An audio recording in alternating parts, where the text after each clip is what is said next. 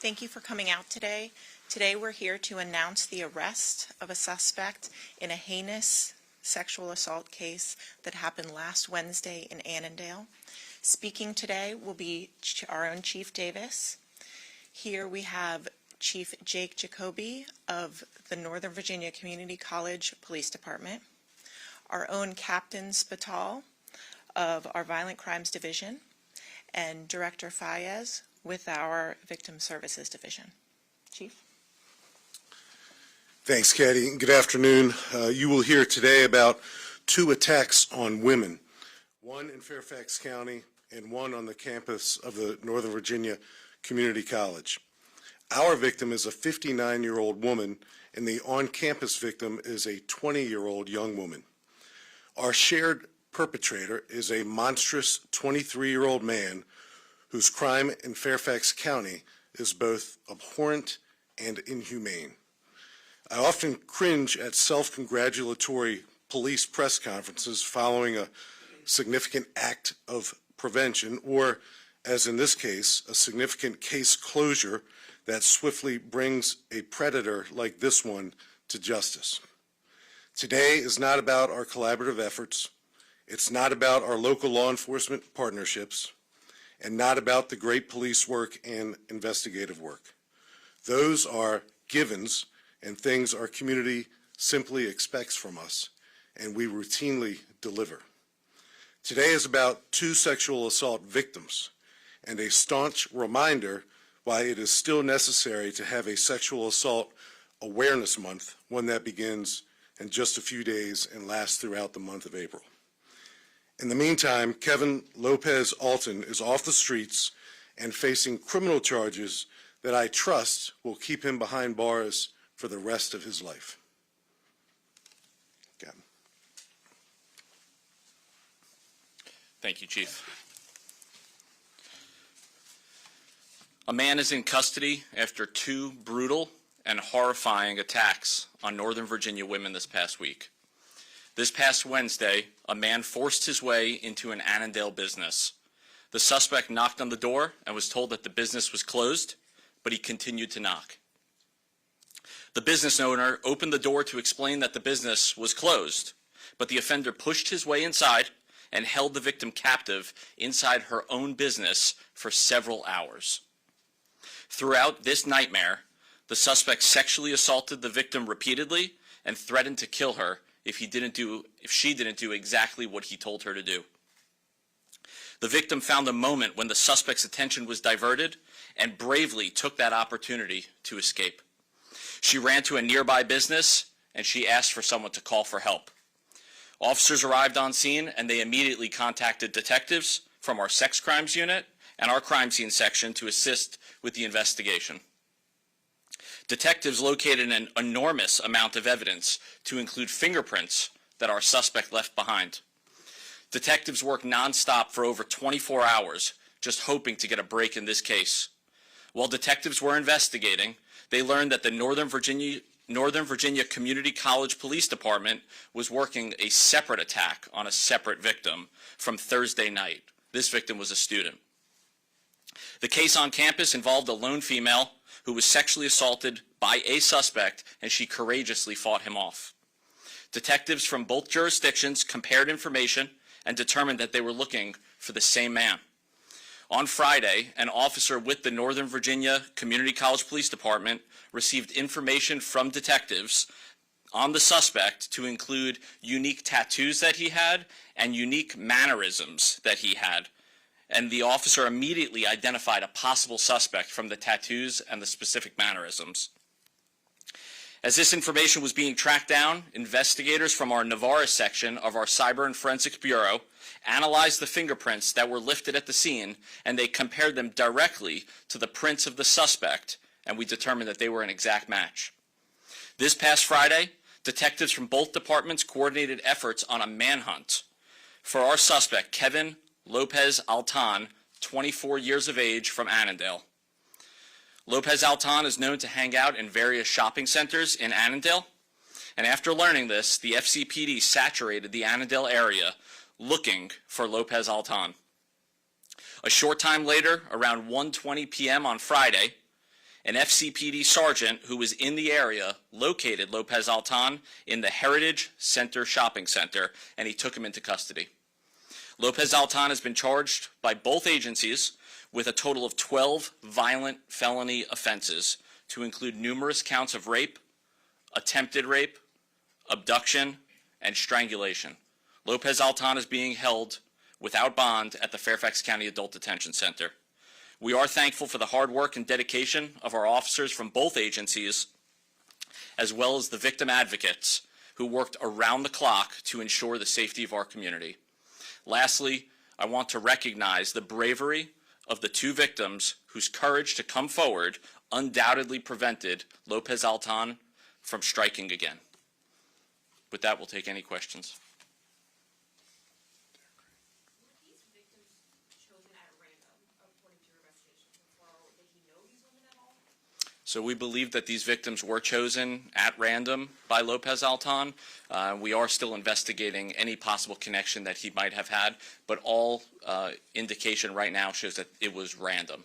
There are 12 charges. Are they associated with just these two cases, or are you thinking he's been involved in other cases? So right now, these 12 charges are associated with the charges from Fairfax County Police Department and also from Northern Virginia Community College. But we're always asking to see if the community knows anything. If you know anything about Lopez Altan, we're asking you to please call us. And if you yourself are a victim, please call us so we can know more and we can help you. Do you believe he might be connected to other cases, especially with this kind of history? So at this point, we have no indication that there are other cases out there. But again, if there are any victims, we certainly need to hear from you. Yeah, one on Wednesday, one on Thursday. How convinced are you he would have struck again if you hadn't caught him when you did? Yeah, so we stopped any further attacks that he may have caused, but certainly he struck 2 days in a row, and we're confident that we prevented other potential victims. You mentioned mannerisms. What do you mean by that? What were those mannerisms? Yeah, so there are specific mannerisms that he possessed where when he was walking around, he had his fingers moving in a motion like this at all times, which certainly helped the Northern Virginia Community College police officer to identify him. Is he a resident of Fairfax County? He's of Annandale. Was the North Virginia Community College police officer familiar with him from being on campus, or was there some other interaction you had with this guy? He was not familiar with him being on campus, but he was familiar with him from his previous job. Previous job? you said? Yes. What was that? He worked for the Sheriff's Department for Fairfax County. Was that his position when he was arrested? Is he still in the sheriff's? No. Fairfax County Sheriff's The Department. officer worked for He also used to work for the Sheriff's Department. Was he deputy? I believe he was. So the officer who identified the mannerisms is currently a Northern Virginia Community College police officer. He had prior interactions with him while he was a Fairfax County sheriff deputy. How long ago was that he had the prior interactions with him? That might. Not sure. So do you know how long he was? So we can certainly get back to you. I'm not sure exactly how long he was a deputy versus how long he's been working for. It sounds like this guy had a history with police. I mean, is that fair to say? His criminal history, and you all can look up his criminal history. We don't provide that at press conferences anymore. But he was certainly known to law enforcement, but not extensively. So it can't go unnoted that the Northern Virginia Community College police officer, based on his remembrance of this perpetrator when he was employed as a deputy sheriff, was absolutely instrumental in breaking this case wide open. We believe he absolutely, positively would have struck again. We know that from the way he interacted with our detectives. We know that from his demeanor, his disposition. I would be shocked if there aren't other victims that he's left in his wake, and that's why we want to intentionally solicit any information about him from previous victims or people who know him in the community. These two acts were so brazen, so bold, so daring, that it would be hard for me to believe that he hasn't struck before. The Fairfax County business incident, was there any other reason that they turned him away aside from being closed? Was he acting aggressive? It was closed, and he made several efforts to get inside. They were thwarted by our victim the first couple of occasions, but then he successfully forced his way inside that business, and that's where he spent the next several hours attacking again and again and again our victim. When we say several hours, how many hours? Several, up to 8. How is the victim doing? Anything? She's traumatized. She's traumatized, but thankfully she's still here with us. She's very, very brave, like Captain Spital said, very brave woman to come forward, to take advantage of an opportunity to escape. But she was the victim of an attack that nobody should ever have to endure. Yes. We're not discussing her status. You know, we have a responsibility to protect her identity, so we're not talking about who she is or exactly where she works in an effort to do just that. On that note, I realize you can't say what he's at with this shop. Is it a shop? Is it in like a shopping center? Yeah, it's at a business place. That's about as far as I can go. Again, the main message here is we took a monstrous predator off the street, and if you want to see pure evil, take a look at that picture of Kevin Lopez Alton. And again, our sketch artist, the best I've ever worked with, an uncanny resemblance in her sketch to our predator in this case. Can anyone go into details on the 20-year-old, how she was able to get away? Was she a student, you said, at the college? She was a student at the college. Thank you. She was a student at the college. And how was she able to get away and avoid this guy? Well, at the time that it occurred, there was another student who was close by, who made himself available to assist her, and the subject ran off. Was it night? Was it dark, I assume? It was in the evening. It was Thursday evening at 8:50 p.m. On the Annandale campus. From the college perspective, is the police department doing anything else differently as a result of this incident? Well, whenever something like this happens, we always review our protocols and procedures. We have extra patrols out around the campus. We work with our local partners in all our jurisdictions to keep the campuses safe. And then as far as I know he frequented shopping centers in the Annandale area. No complaints at all from other people of any suspicious person going up? I mean, I guess that seems pretty a broad complaint. Has there anyone been concerned of someone looking similar to him before? So to our knowledge and through our investigation, we have not uncovered any other reports about him. But again, if anybody has seen him and does want to contact the police department to report anything that they have seen with Lopez Alton, we certainly want to hear from them. Since he was known to you prior, what do you think set him off or led him to do one and try to do another in 2 days?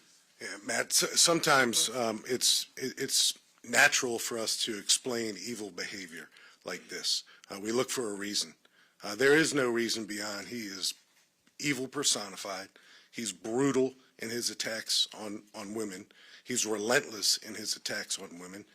And the fact that we were able to literally stop him from offending again and again and again is something that local law enforcement is tasked with, and we're proud that we were able to put him in handcuffs. But we can't begin to explain criminal misconduct like his, evil criminal misconduct. I wish I had an answer for you, but what he did was unspeakable. Is it your understanding he was working alone in these attacks? Yes. Anyone else? Is the sheriff's department at all involved in this No. investigation? No, I'm not sure why they would be, unless you have a follow-up to that. Yeah. Okay. And, you know, one of the reasons why we've asked Director Sally Fayez of our Victim Services Division to be here is because after this, after these brazen acts of brutality, sheer brutality, we are about to go into a month of April where we pause and recognize the importance of law enforcement, detectives, patrol officers, and victims of sexual assault. So I'll ask Director Fayez to say a word on that, and if you don't have any further questions, we'll conclude. Did he act alone or looking for another suspect? Now, this is a sole person that we have captured. We do not believe he was acting in concert with anyone. He did this by himself to two women, one in Fairfax County and one on the campus of the Northern Virginia Community College. We have zero reason to believe he acted with anyone. But again, and this is probably the fourth time we've messaged this request to our greater community, if anyone has any information about him harming other women or involved in any other crimes, please come forward and help us continue to hold him accountable for his crimes. Sally. Thank you. As the chief mentioned, April is the start of Sexual Assault Awareness Month. To the victims that are out there that we are working with, as the chief said, we are proud of you. You are courageous, you are brave, and it's important to understand that this doesn't end today. The police department's going to stand by you, and the advocates are going to stand by you, the detectives are going to stand by you. And so we recognize that you are watching, and we're with you. Thank you all.